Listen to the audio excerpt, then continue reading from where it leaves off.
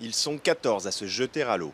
14 jeunes soldats de l'armée de terre blessés en opération en Afghanistan ou au Mali qui participent au programme Sport, Mer, Blessures.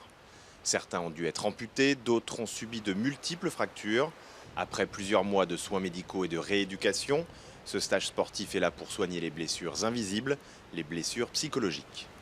Ce stage permet de se retrouver, de reparler de leurs blessures, du moment où ils ont été affectés dans leur chair mais aussi dans leur psyché, et de rencontrer une équipe pluridisciplinaire sur lesquelles ils peuvent s'appuyer pour poser différentes questions, que ce soit d'ordre juridique, psychologique, sur le plan médical également.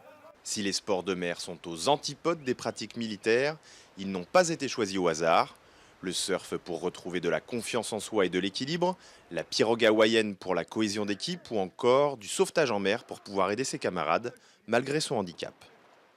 La finalité quand même pour cette population jeune, active, sportive, eh bien, c'est de réintégrer leur tissu d'origine et de réintégrer le milieu militaire. Et là-dedans, pour une population qui veut retrouver le contact avec l'opérationnel, le sport c'est fondamental. Se retrouver entre soldats blessés est aussi très important car après l'hôpital, le militaire se retrouve parfois isolé. En étant seul, on a la tendance à penser ce qui s'est passé et c'est pas bien.